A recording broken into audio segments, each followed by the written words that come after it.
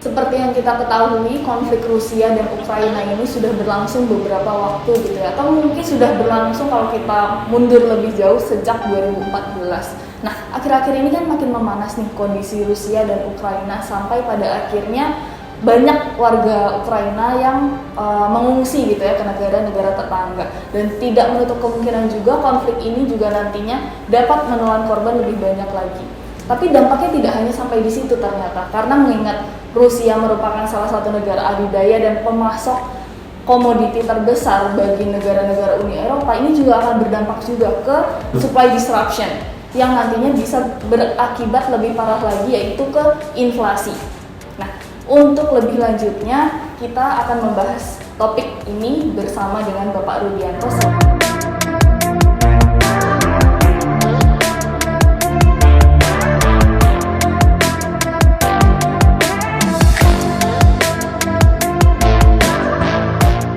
Rudi, mengenai Rusia dan Ukraina ini sudah menjadi pembahasan hampir semua orang, Pak, tidak hanya di kalangan investor begitu ya, Pak. Ini kan kalau kita ingat-ingat kembali sudah terjadi mungkin sejak lama ya, Pak. Ini sebetulnya kalau boleh kita tahu penyebabnya apa sih, Pak? Latar belakang dari konflik Rusia Ukraina ini apa?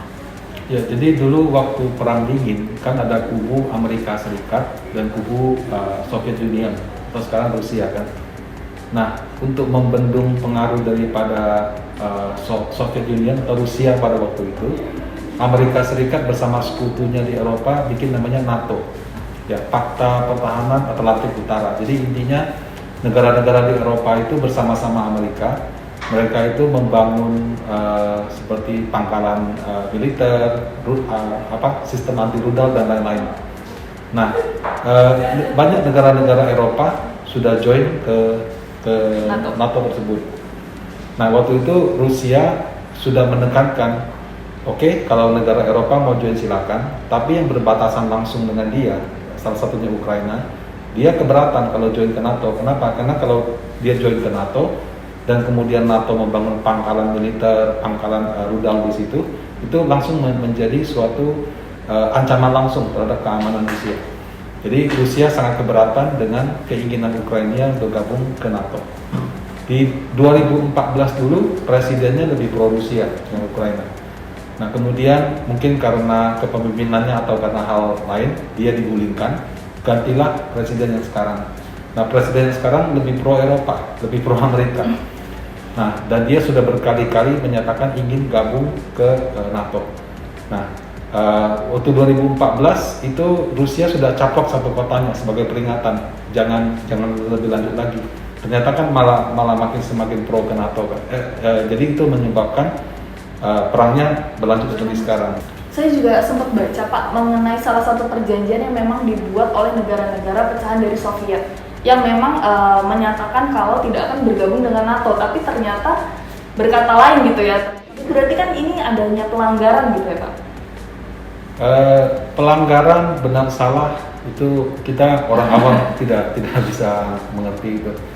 Yang jelas ya ada negara Rusia yang punya banyak nuklir, punya banyak tank, punya banyak pesawat, keberatan kalau tetangga dia join ke NATO yang merupakan musuh dia langsung.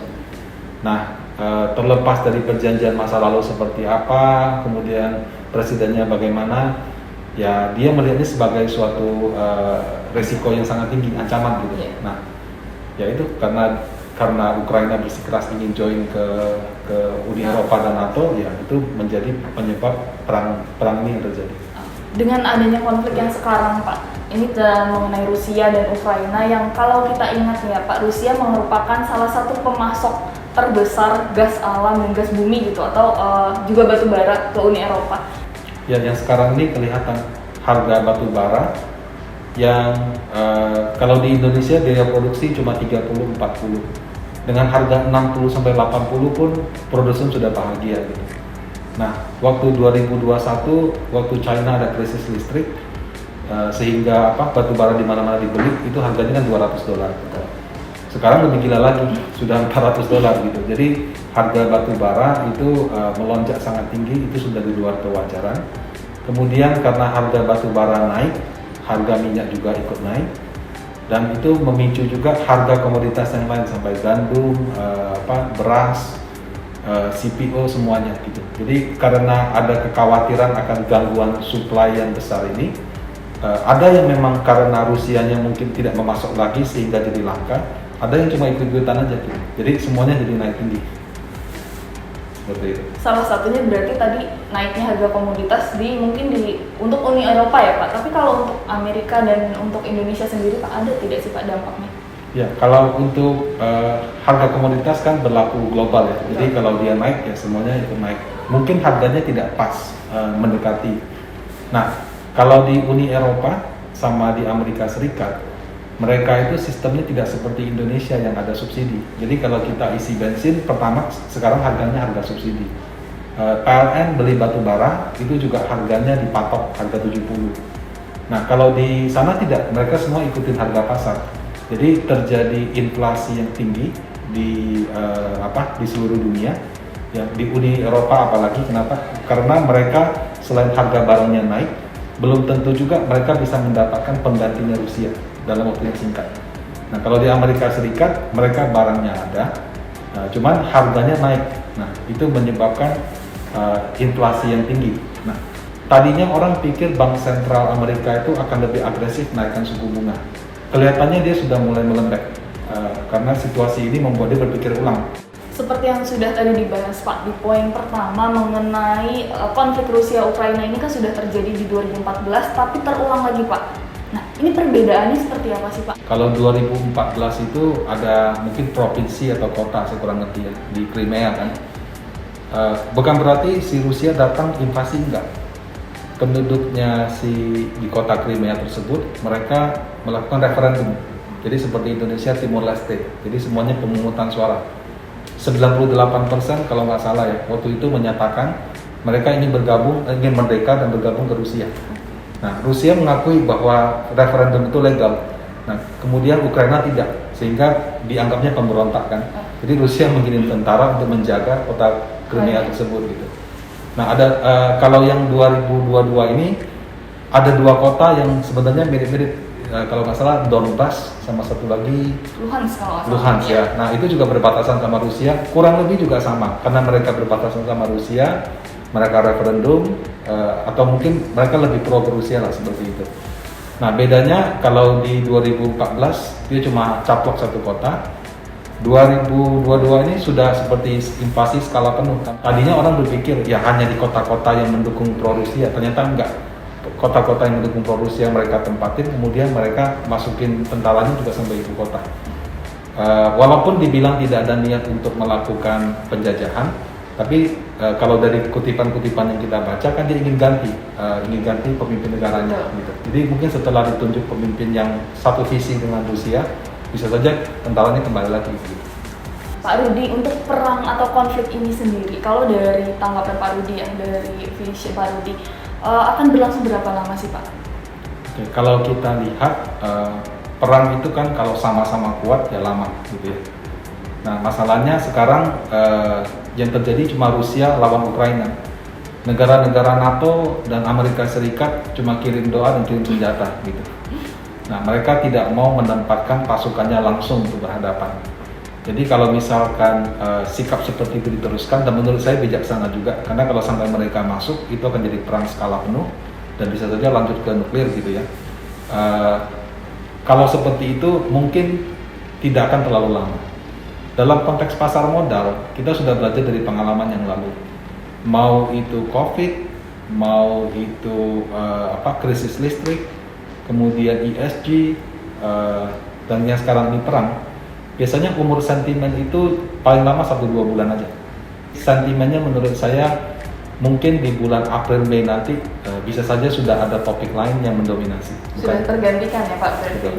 Ya. Seperti yang kita ketahui Pak, Indonesia ini kan lokasinya atau letaknya jauh Pak dari Rusia dan Ukraina. Apakah ini akan membawa dampak positif sendiri atau memang nanti ada dampak negatif juga yang dapat mempengaruhi pasar modal kita Pak? Ya, kalau kita bicara harga komoditas naik, dampaknya ke semua. Ya, nggak usah jauh-jauh deh, babinya China makan kedelai aja kita sudah susah untuk makan kedelai gitu kan. Padahal kan apa hubungannya dan jauh juga kan. Jadi kenaikan harga komoditas itu suka tidak suka akan bikin angka inflasi Indonesia lebih tinggi daripada prediksi-prediksi yang ada. Nah, cuman kalau kita lihat pemerintah kita dalam hal pengendalian inflasi masih cukup oke. Karena di Indonesia paling tidak bensin masih diatur harganya oleh pemerintah. Kemudian batu bara yang diberi PLN juga diatur oleh pemerintah. Suplai batu bara kepada semen juga diatur oleh pemerintah. Jadi karena masih ada beberapa upaya dari pemerintah untuk menjaga harga, kalaupun terjadi inflasi, mudah-mudahan tidak setinggi seperti yang dialami oleh negara-negara Eropa atau negara-negara Amerika Serikat.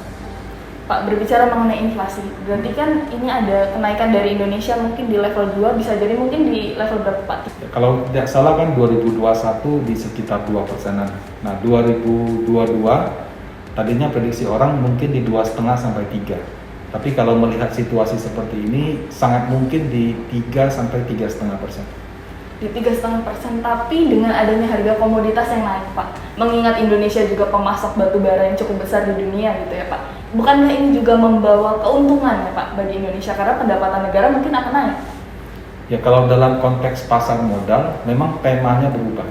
2020 waktu ada COVID pertama kali, temanya adalah kesehatan. Jadi perusahaan yang bisa memproduksi vaksin sahamnya diburu. 2020 sampai 2021 ketika lockdownnya berkepanjangan, temanya adalah teknologi dan digital. Karena orang tidak bisa berjalan dengan normal, diperkirakan yang teknologi digital akan berjaya. Jadi orang buru saham-saham teknologi atau perusahaan-perusahaan yang go digital. Nah 2022 karena ada konflik ini, temanya berubah jadi komoditas dan energi. Jadi harga-harga komoditas yang naik, harga energi yang naik itu dilihat menguntungkan siapa. Nah kebetulan Indonesia berada di posisi yang sangat menguntungkan. Kita itu produsen batu bara yang besar, kita produsen komoditas yang cukup banyak. Jadi itu membuat dana-dana asing yang tadinya mungkin menghindari Indonesia di 2020 dan 2021 menjadi masuk dengan deras sekali karena dia lihat Indonesia itu sebagai safe haven saat ini, sebagai negara yang temanya cocok dengan investasi saat ini. Nah itu yang kalau kita lihat dana asing dan banyak sekali dari mungkin pertengahan tahun lalu sampai sekarang dan kayaknya nggak berhenti setiap hari masih naik. Terima kasih sahabat Panin AM sudah menonton video kali ini. Nah jangan lupa untuk subscribe channel kita di Panin Asset Management agar tidak ketinggalan video-video terbaru kita. Bagi sahabat Panin AM yang ingin mengetahui lebih banyak mengenai reksadana dan teman-temannya, bisa dicek video yang kali ini ya. Dan bagi sahabat Panin AM yang ingin mengetahui lebih lanjut mengenai isu-isu terkini, bisa ditonton video-video mengenai market update di sebelah sini. Terima kasih.